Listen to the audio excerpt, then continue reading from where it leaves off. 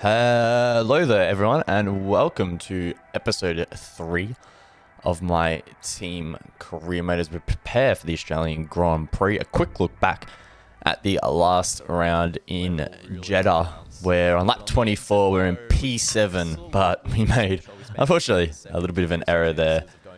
But we did hold on for 9th position, and that was our first points of our career, which we will take at this point in time. Unfortunately, though, the good news, I guess, came to a bit of an end. Multiple failures in terms of our R&D program heading into the race. And on the topic of the round, as you can see, the weather looking quite intriguing for qualifying. Now, Australia is a track which recently was changed around Albert Park, but historically one that I've quite enjoyed and had decent pace on as we get through these practice programs. And Stroll just completely blocks us. So very realistic there from the AI through that section. Stroll just seemingly loving blocking people. But anyway, we skip forward now to qualifying. And as you can see, the weather far from ideal. Classic Melbourne weather indeed. As someone who lives here, I can confirm that is the case. And generally speaking, in F122, wet weather driving, very, very tough out of these traction zones. You have to be so careful, short shifting, being mindful of the throttle, and all around just being very, very careful. On board now for our first lap in Q1. And so far, pretty smooth sailings. Our setup in the wet, feeling decent. Don't want to go too far towards the wet setup though, because the race will be dry as we make our way now into the final corner. And this corner is as difficult as ever. Be dry, be wet, it doesn't matter. Still tough to get an exit. As we cross the line, a 1:30.241, good enough for 8th position. 13 minutes still remaining in the session. Don't know if that time will really hold us up in the long term, but we like to keep running forward as the inter-tyre wear is really not that good at all.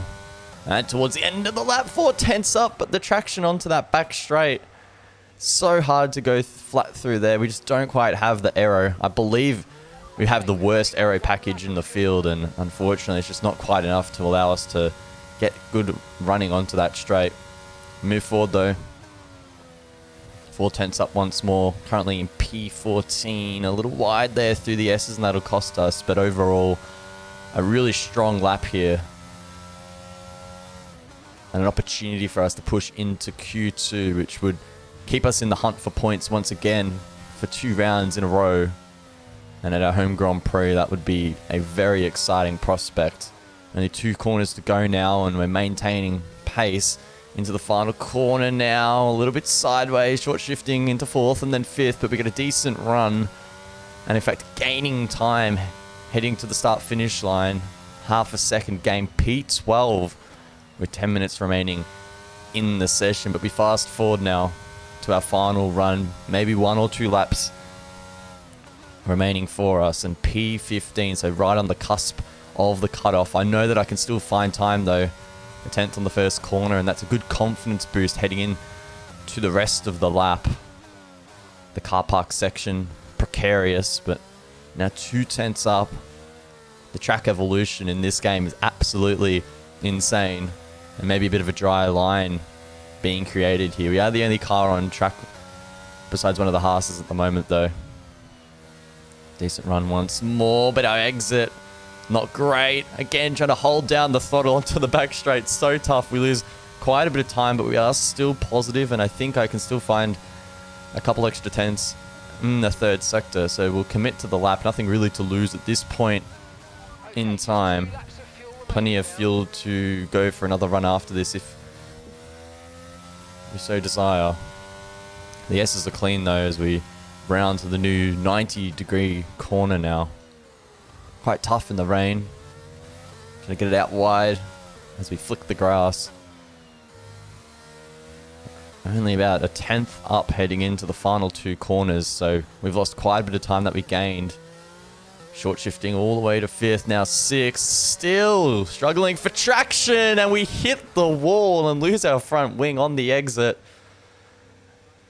And unfortunately, I think that will spell the end of the qualifying session for us. Really unfortunate there. And I think we are going to retire now from the session. We'll see where that puts us. Will we survive into Q2? Maybe just squeeze through. Maybe the rain got worse. We'll have to wait and see, but my gut telling me it's probably not going to be a very good result for us as we pull off to the side of the road, and it will be P... maybe 15, but as we scroll down, no, P21. We've been out-qualified by our teammate.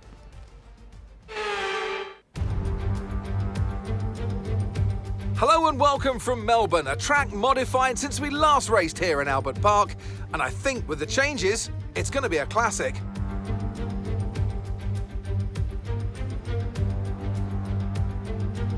We go racing today then in the state of Victoria, where the drivers have 14 corners and 3.28 miles to navigate at an average lap speed of around 120 miles per hour. The close proximity of the barriers make accidents inevitable, and recent history shows us that a safety car is not at all out of the question. Let's run you through the driver grid order for today's exciting race. It's Carlos Sainz in pole position, and Max Verstappen lines up alongside. Considering the rest of the grid, we have Perez, Russell, and Sir Lewis Hamilton, and Leclerc. They've taken a grid penalty. Fernando Alonso, Bottas, Ocon, and Yuki Tsunoda. Magnussen, Mick Schumacher, Lando Norris, and Gasly. Joe, Ricciardo, Sebastian Vettel, and Lance Stroll. Albon, Oscar Piastri, Mia, and Nicholas Latifi. That's it then, it's time to go racing as we head down trackside for today's race. Natalie Pinkham joins me once again in the commentary box. It's fantastic to have you with us today. I'm curious though, how do you think the drivers stop those pre-race nerves from becoming overwhelming when you're lining up on the grid? Well, I imagine they'll be starting to feel the adrenaline as they anticipate the rundown into turn 1, a bit like preparing to go into battle. The unknown situation will bring nerves, but that's a good thing. It'll keep them focused on the moment and on their surroundings as we build towards the start of the Grand Prix.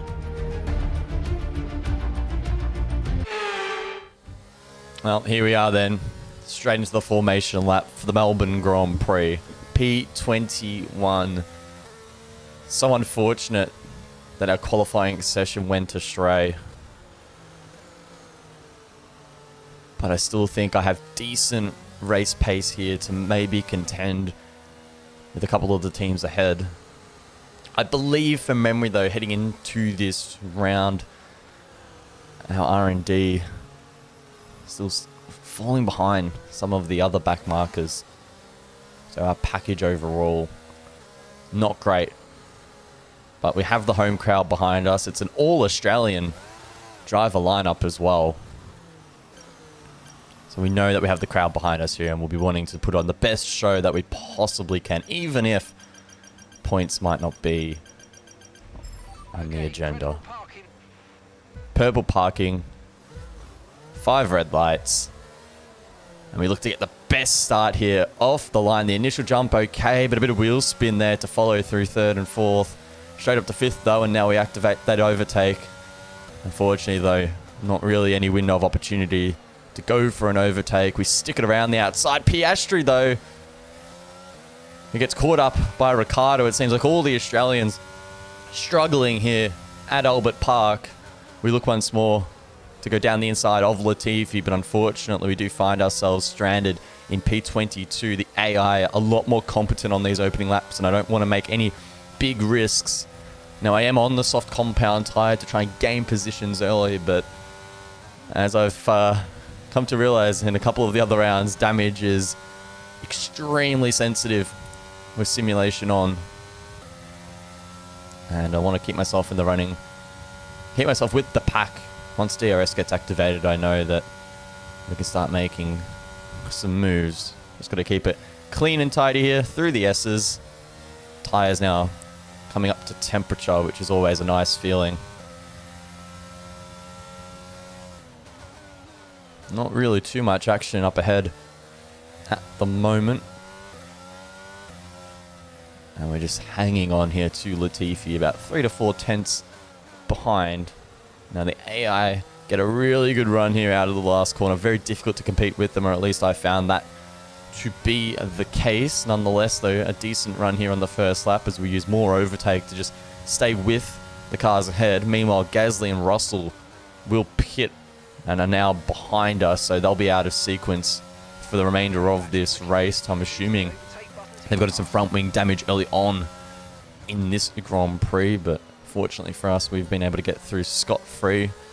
I thought maybe Piastri would be a bit of a risk to us on that opening corner, or opening sequence of corners, but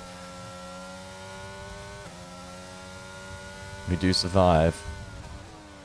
And as I said previously now, it's all about just staying in range and being ready to attack when DRS comes online with this new back straight. It's so long, it's so quick, over 300 kilometers an hour as we approach the switchback. No DRS zone as it was removed in real life due to safety concerns. But again, DRS, overtake, you can still find a lot of pace. And there's a good opportunity to try and find some positions. Seems like we're relatively on par here with the cars ahead. Carlos Sainz banking a 120.4 and his teammate as well on lap 2. We'll see what kind of pace we're running at. I assume it's going to be nowhere near that quick. The last corner again causing issues. Across the line for a 124, and DRS has now been enabled by the race director. No DRS initially here on the first straight, but see what we can do. Maybe heading on to that second sector, which I think I said the DRS got removed, and then I mentioned DRS as a good way to overtake, so scrap what I said before. It's all about that battery and that slipstream. In a good run out of here, in 5th gear, flat through the right-hander.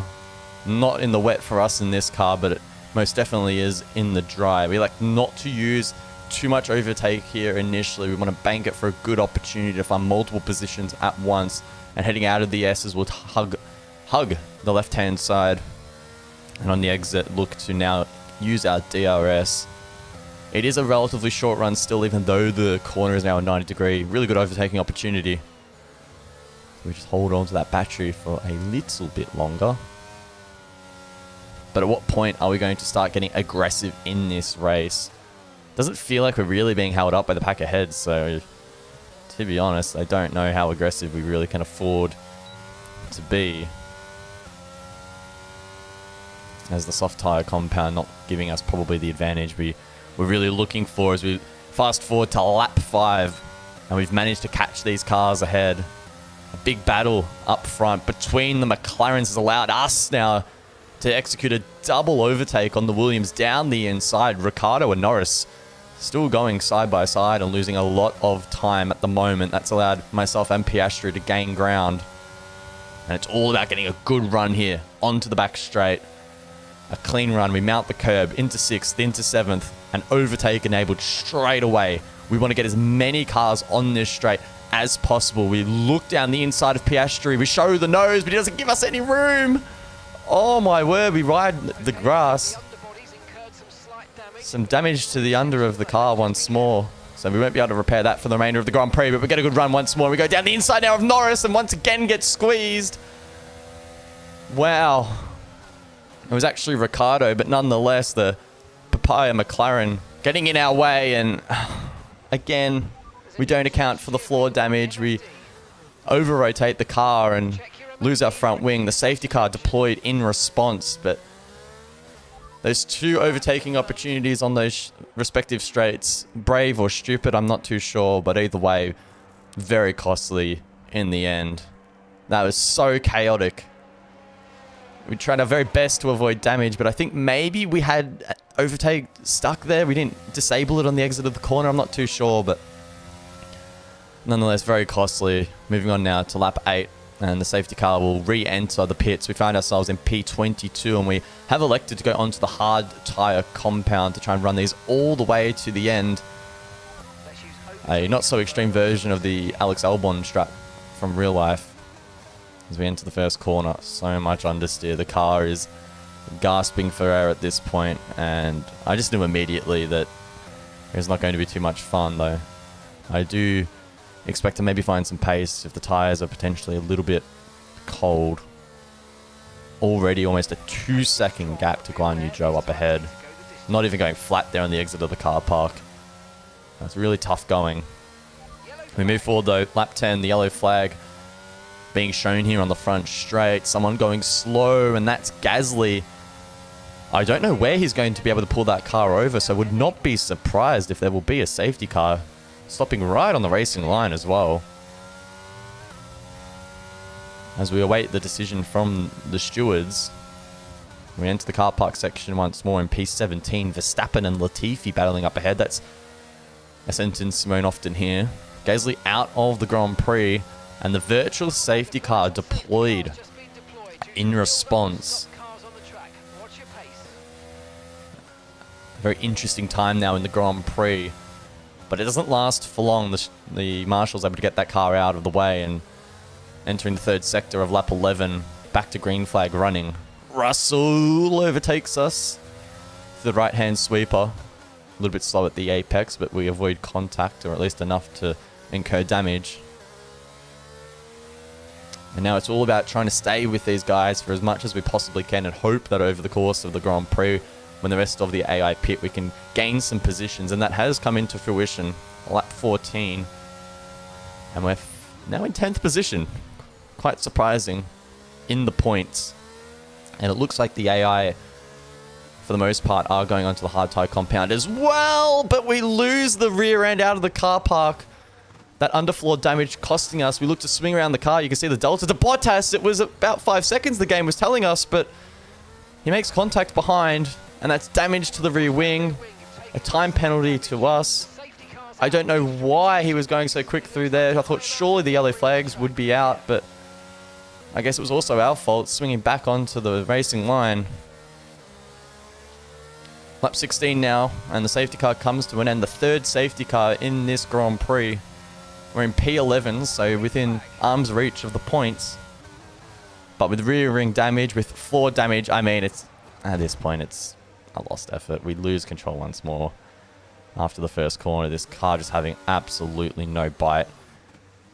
And at this point, I think it's best for the car, best for the team budget to pull over, and unfortunately, we are going to have to call it a day.